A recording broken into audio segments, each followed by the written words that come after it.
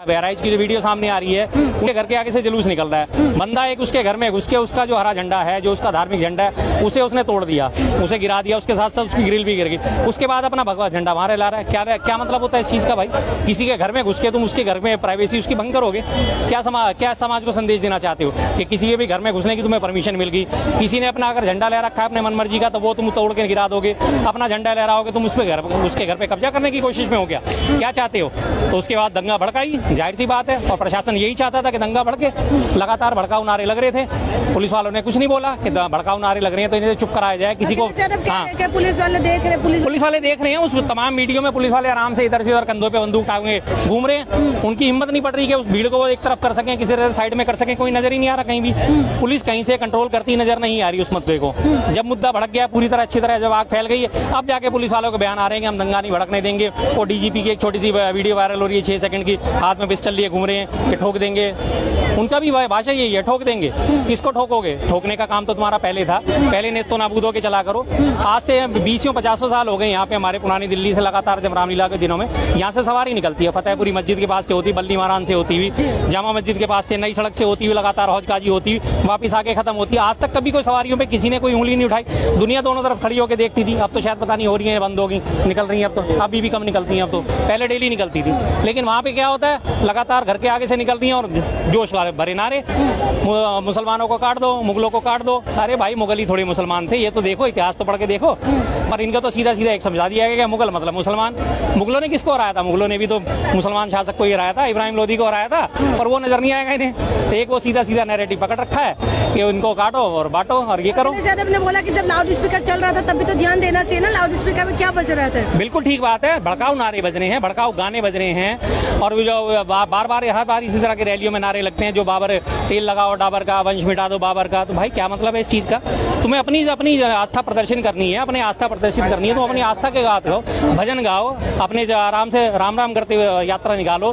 दुर्गा यात्रा निकाल रहे थे तुम, दुर्गा ने चालीसा पढ़ो, दुर्गा सप्तशती पढ़ो। क्या जरूरत है तुम्हें दूसरे को प्रोवोक करने की भाई? जब ऐसे करोगे तो दंगा भड़केगा। और प्रशासन ने क्या, वहाँ का शासन ही यही चाहता है कि दंगा भड़के, आने वाली सीटों में जो है वो चुनाव है, जो 10 सीटों पे वोट गोल बंद होगा तो हमें मिलेगा। सीधी सी बात है, वही वो चाहते थे, वही उनकी मंशा पूरी हो गई। प्लानिंग के तरीके से हुआ है क्या? प्री प्लानिंग है? प्री प्लानिंग ही होती है। अब इसमें मारा कौन जाता है? ये तो देखो ना, क्या हर आम आदमी को मैं बार बार यही अपील करता हूँ, भाई नेताओं के बहकावे में मत आओ, इनके चक्करों में मत पड़ो।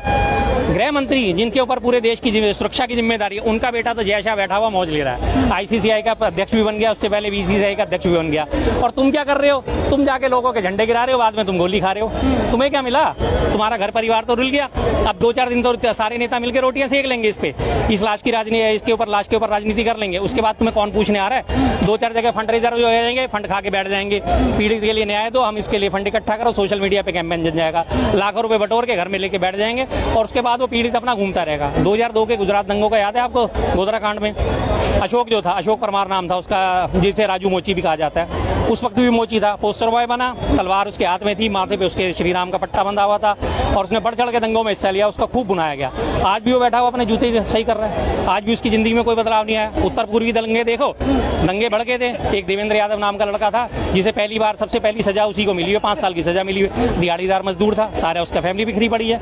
ये तो बहकावे में आके लोग तो आके कर जाते हैं कांड, नेता तो अपनी मौज ले रहे हैं बैठे हुए। यूपी में जो कहते हैं कि लॉ एंड ऑर्डर काबू में है और योगी जी के राज में इस तरीके के हो रहा है, बिल्कुल लॉ एंड ऑर्डर की बात कहते हैं कि बहुत अच्छा हो गया है पहले से। हाँ जी, तो ये अब आपको अच्छा तो दिख ही रहा है ना कि सड़कों पे जुलूस निकल रहा है, लगातार लाठियां भांजी जा रही हैं, लगातार लोगों के घर जलाए जा रहे हैं। वहाँ पे एक होंडा का शोरूम था, हीरो होंडा की गाड़ियों का शोरूम, उसको तक को जला दिया, उसे भी जला दिया। क्यों भाई? उसने कौन सा, हाँ क्या भलाई है बताओ ना, आ जाओ, हाँ बताओ बताओ, हीरो होंडा का शोरूम जला दिया, क्या भलाई है उसमें? आओ ना, अरे इधर आके बात करो ना, पीछे के पीठ पीछे देखो, हैसियत देखो इनकी। हकीकत ये है, आपने बोला सुनिए तो सही, हकीकत ये है जो मैंने 30 दिन देखता हूँ, इनके पास इतना टाइम है जो केवल इसी चीज का चर्चा करते हैं। देश के बारे में चर्चा करना बुरा क्या?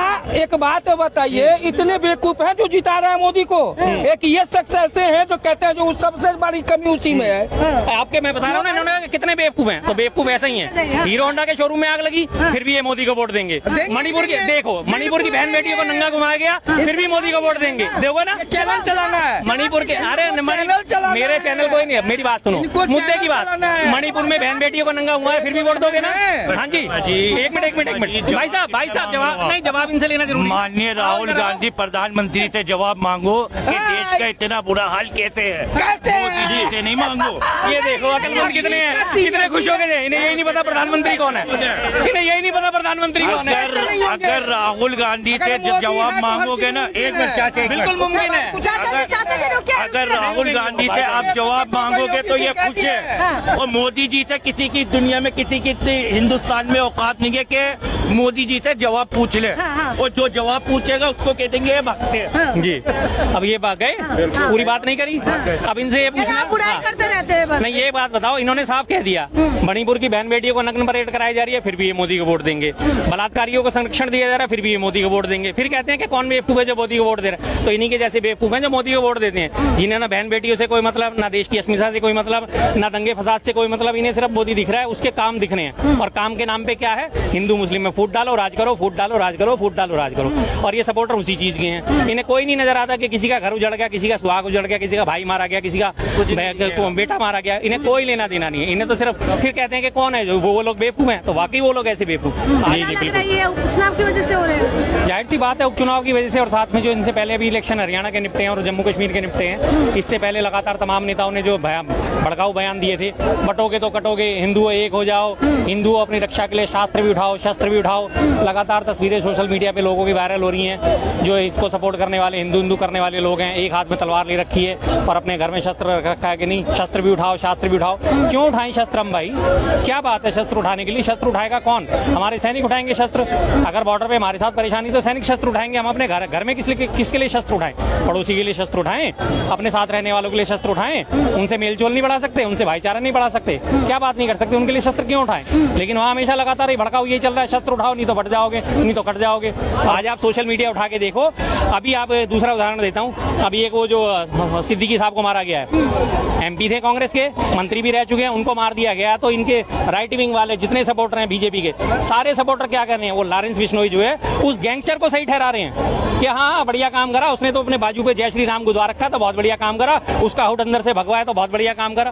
भाई जब अपराधियों का ऐसा महिमा मंडन करोगे तो फिर तुम्हारा घर बच जाएगा क्या? उनका तो काम अपराध करना है, वो तो ये देखते ही नहीं कि किसका मारा किसका नहीं मारा। मारने वाले को तो मारने वाले से मतलब होता है, मारने से। उसे ये नहीं देखना होता कि वो अंधा है, जवान है, बूढ़ा है, क्या है। सीधी सी बात है, शेर होता है, उसे शिकार करने से मतलब है ना। उसे ये मतलब कि उसने भैंसा मारा, ना उसने हिरण मारा, या उसने खरगोश मारा, या उसने सुअर मारा, उसे तो पेट भरना है। वही हालत इनकी है। अब वो सबको मारे जा रहा है और सारा राइट विंग आज बड़ी खुशियां मना रहा है। अरे वाह हिंदुओं का नया मसीहा आ गया, अरे जाके चरण चूम लो उसके भाई, जाके तलवे चाट लो उसके। तो वही हालत है भाई साहब भी बोल के गए कि कुछ भी हो जाए। हॉस्पिटल में भी आग लगा, हॉस्पिटल में आग लगा दिया। पूछो इनसे ऐसे लोगों की कौन सी मानसिकता भाई? हॉस्पिटल में लोगों का इलाज होता है, वहां जाके उसे आग के हवाले कर दिया। इससे तुम्हारे बदले पूरे हो जाएंगे? गलत काम तुम खुद करो। मेरे घर में कोई घुस के मेरे जबरदस्ती करके मेरा फर्नीचर तोड़ दे, मेरे घर में उपद्रव मचाएगा, तो क्या मैं उसे आवाज नहीं उठाऊंगा? क्या मैं उसे मारूंगा नहीं? क्या मैं उसे घर से बाहर नहीं निकालूंगा? और जबकि वो भी पुलिस प्रशासन सामने खड़ा हुआ है, तो फिर आप कहते हो कि जंगल राज नहीं है। एक तरफ आप खुद जंगल राज लेके आ रहे हो और फिर कहते हो कि नहीं जंगल राज नहीं है। डबल इंजन की सरकार है जी, बहुत बढ़िया काम चल रहा है। कितना बढ़िया काम।